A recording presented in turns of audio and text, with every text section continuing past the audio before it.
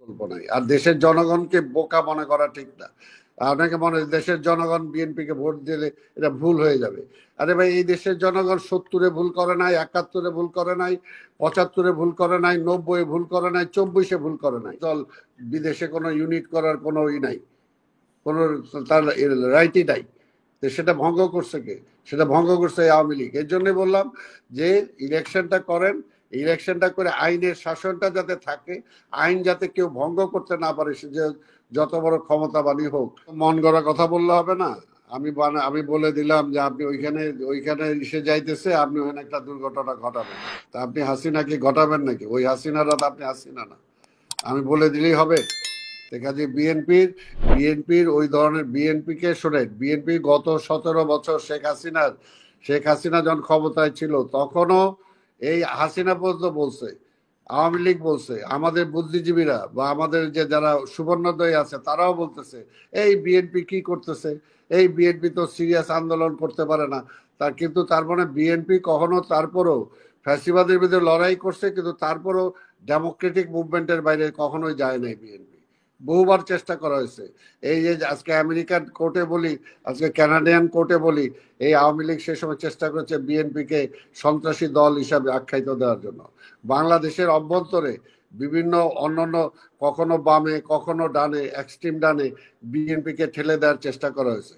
কিন্তু বিএনপির রাজনীতি যেটা আছে, যে জাতীয়তাবাদের রাজনীতি, বদ্ধপন্থার রাজনীতি, সেই রাজনীতির বাইরে কিন্তু বিএনপি যায় নাই। বিএনপি এখনো সেই রাজনীতিতে আছে, এখনো ডেমোক্রেসি ধরেই আছে। এই কারণেই তো তারা বিএনপিকে ভয় পায়, যে বিএনপি জনগণের সাথে আছে, ভোট হইলে বিএনপি জিতবে। এই কারণে শেখ হাসিনাও ভোট দেয় নাই। যে একদিক দিয়ে বলতো বিএনপি নাই, নেতা নাই, আবার ভোট দিতে বলে ভোট দিলে তো তারেক চলে আসবে। আবার এই সরকারও একই কথা, বিএনপির সমালোচনা করে, বিএনপি এই করবে, বিএনপি ওই করছে, আবার বলে ভোট দিলেই তো বিএনপি চলে আসবে, এই জন্য ভোট দেওয়া যাবে না। এইটা তো বাংলাদেশের বাস্তবতা। কাজে বিএনপি নিয়ে চিন্তা করা দরকার নেই, দেশকে নিয়ে চিন্তা করে যে দেশের জন্য কোনটা দরকার। আজকের এই সমস্ত জাতীয় আন্তর্জাতিক ষড়যন্ত্র থেকে যদি দেশটাকে রক্ষা করতে হয়, আবার ওই ফ্যাসিবাদ যাতে ফিরে না আসে, ওই আধিপত্যবাদী শক্তির যাতে আবার আমাদের উপর প্রভাব বিস্তার করতে না পারে, সেটার জন্য কোনোভাবেই নির্বাচন ছাড়া কোনো বিকল্প নাই। আর দেশের জনগণকে বোকা মনে করা ঠিক না। অনেকে মনে হয় দেশের জনগণ বিএনপি কে ভোট দিলে এটা ভুল হয়ে যাবে।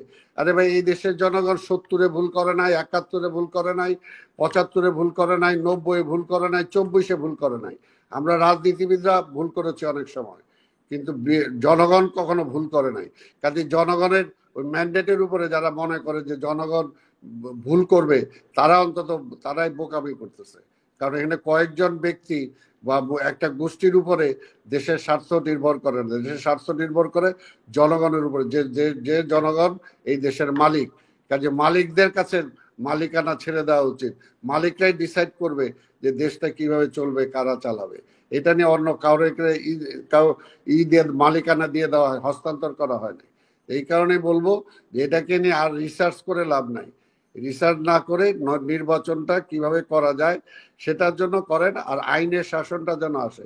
এখানে আরেকটা কথা একটু এটার বাইরেও বলতে পারি, যে আজকে মনে করেন যে আমার ভাই যেটা বলছেন, আমাদের লেফটেন্যান্ট কর্নেল অবসরপ্রাপ্ত মুস্তাফিজ সাহেব, যে এটা ঠিক যে বিদেশে আজকে বিভিন্ন কারণে যে আমাদের ভাবমূর্তিটা নষ্ট হয়। এটা কেন হয়? আপনার স্পষ্ট মনে থাকা দরকার যে আমাদের নির্বাচন কমিশনের রুলসেই আছে, বিদেশে কোনো পলিটিক্যাল পার্টির কোনো শাখা হবে না। গতবার যখন আওয়ামী লীগ ক্ষমতায় থাকা অবস্থায় আমরা কিন্তু প্রথম কোনো শাখা করি নাই।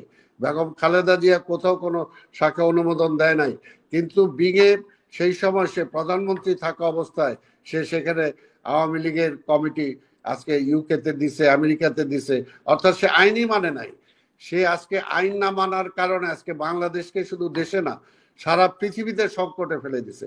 বিএনপি দেশের ভাবমূর্তি নষ্ট করছে। কাজে আজকেও যেটা হচ্ছে, এটার জন্য দায়ী হলো সে। আজকে যদি এই যে আজকে যে বিদেশে যে আজকে এগুলো হচ্ছে, বিদেশে আমাদের ইলেকশন কমিশনের কোন রুলসে নাই, সেখানে কোনো রাজনৈতিক দল বিদেশে কোনো ইউনিট করার কোনো নাই, কোনো তার রাইটই নাই। তো সেটা ভঙ্গ করছে কে? সেটা ভঙ্গ করছে আওয়ামী লীগ। এর জন্য বললাম যে ইলেকশনটা করেন, ইলেকশনটা করে আইনের শাসনটা যাতে থাকে, আইন যাতে কেউ ভঙ্গ করতে না পারে, সে যে যত বড় ক্ষমতাবানই হোক, তাহলে তাহলে সেটাই তখনই ঠিক হবে। এখন বলতে যে আওয়ামী লীগের বাইরে এরা যে বুদ্ধিমান মানুষ, আমেরিকায় বলেন, ইউকেতে বলেন, বিভিন্ন জায়গা আছে, তারা কিভাবে বলে যে আজকে তারা তো আগে, এখন পর্যন্ত আওয়ামী লীগ তো মাপও চায় নাই, তারা যে ভুল করছে তারা তো ক্ষমাও চায় নাই। তারা তো অন্তত আগে এটা বলা উচিত যে তারা তো অন্তত এই সেন্সেবল লোক, তারা তারা তো বলা উচিত যে আজকে আওয়ামী লীগের লোকজনই তো আজকে হাসিনার বিরুদ্ধে বলা উচিত যে আওয়ামী লীগকেও সে ডুবাই গেছে।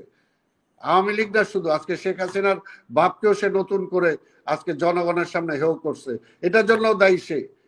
কাজে আজকে আওয়ামী লীগ ঠিক আছে, তারা কি বল, কিন্তু তারাই বলা উচিত শেখ হাসিনার বিরুদ্ধে সব জায়গায়।